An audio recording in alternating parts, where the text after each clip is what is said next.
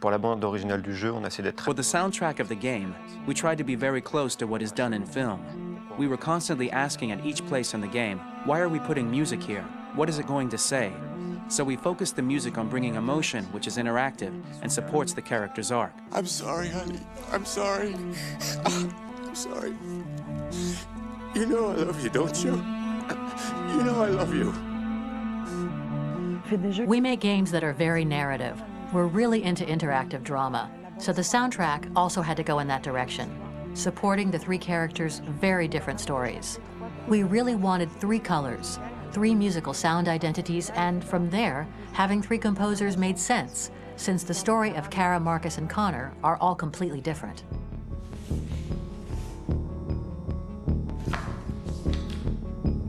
You recognize him?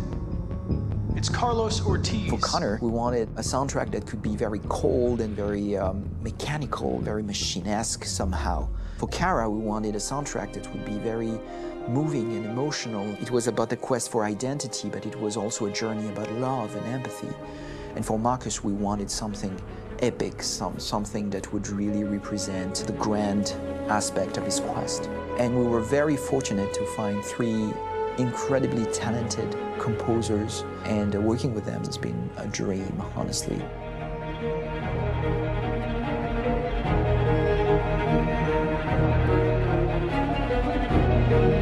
My name's Philip Shepherd, and I'm a composer and a cellist and a producer. And today we're at Abbey Road Studio One, which is my favourite studio in the world. And today we're recording the soundtrack for Kara from Become Human.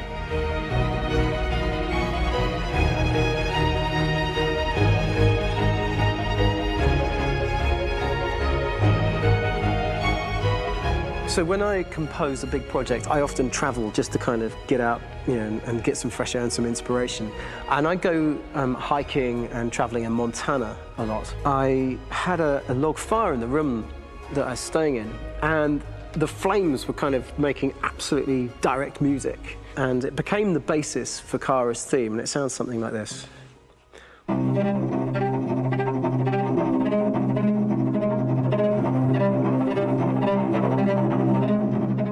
Now, over the top of that, I found a little theme that just seemed to fit over the top, which is taking Kara's name, Kara, and just using like a two-syllable motif, and it sounds like this.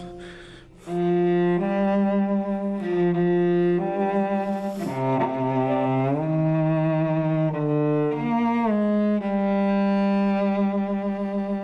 going to pull through this, Alice. As long as we're together, nothing can hurt us.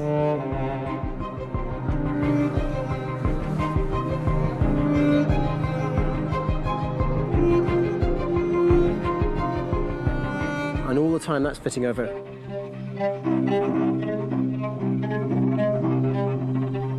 So it kind of works in lots of levels. And in fact, every single theme in the score has one of those elements built into it, and it becomes sort of the DNA of every single tune.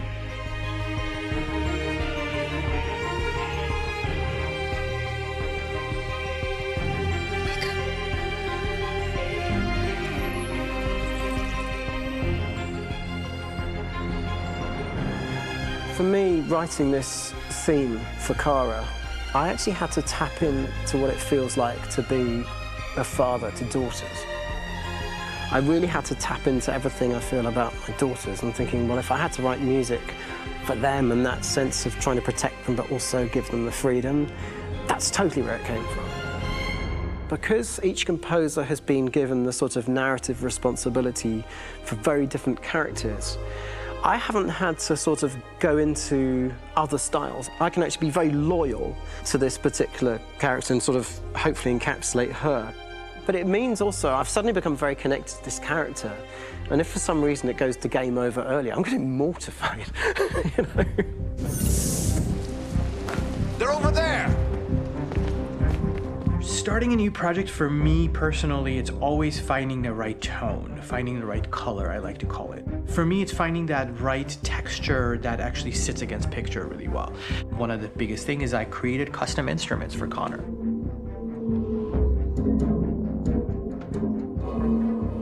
I pulled out all my vintage synthesizers to be able to capture this robotic person, if you will. My approach to all of these custom instruments is that I hear the sound in my head. And either I could just come into the piano and just be like, all right, so I'm gonna just get on the computer and just create it. I rather be able to play these instruments physically. Oh, that's nice. If you can do the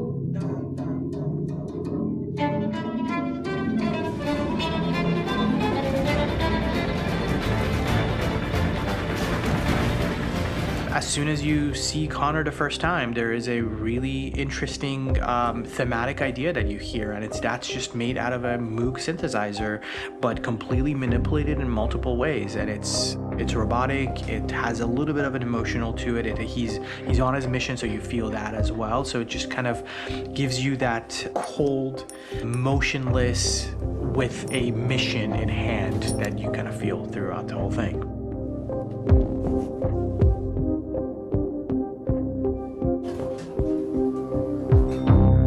Because the music evolved, one of the things that I was very weary and I was very kind of focused on was the way that the music has to evolve.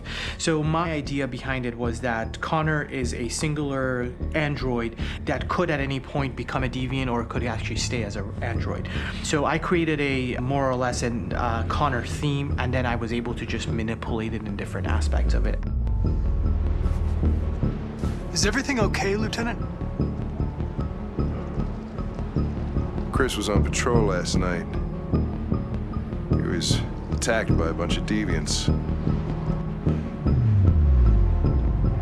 I'm a human being writing for a robot. And throughout Connor's journey, he meets someone, he meets a partner. So how do you deal with a robot feeling? And I've met a partner that I'm gonna work with, or all of a sudden he sees a dead body. Does this robot have an imagination? Does this robot have a feeling? And if yes, how do you translate that into non-emotional music? So it basically at any point I was just like, I can't do this, and then I just do it. Property was damaged and fires continued to rage in several major districts across the city. Some people are asking, have androids become a threat to our security? When I first started really digging in on Marcus, the one thing that I really tried to capture was the transformation process. You know, Marcus is this android that evolves over the course of the game and really goes from kind of figuring out that he's more than just an android. You know, he's starting to develop kind of a human soul in a way. Try to imagine something that doesn't exist, something you've never seen. Now concentrate on how it makes you feel and let your hand drift across the canvas. The other side of Marcus that I really latched onto was that he almost became a savior for a lot of the other androids in the game. So when I started developing the theme for Marcus, I really made it like a church hymn.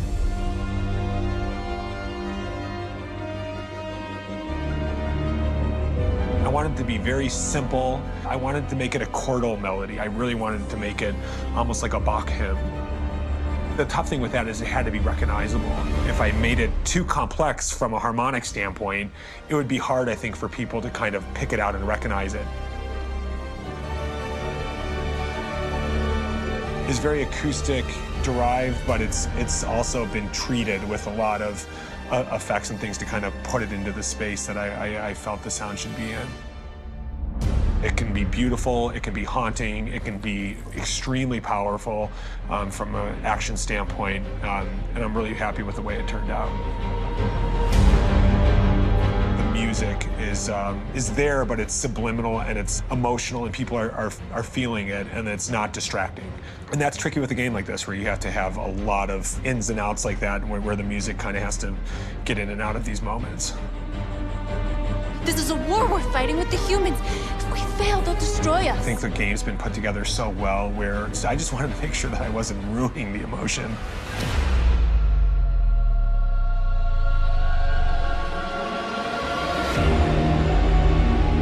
I got to be honest, when we first started on this path, I said, oh man, this could be pretty messy, you know? I mean, it could feel disconnected, but I mean, it's amazing how they really guided us and got us to really kind of all be in the same world, but at the same time feeling completely different. So it's really going to stand out and kind of be one of those games where people are really going to notice the music and kind of how it was crafted, and you know, and all the hard work that went into being able to pull it off in a graceful way.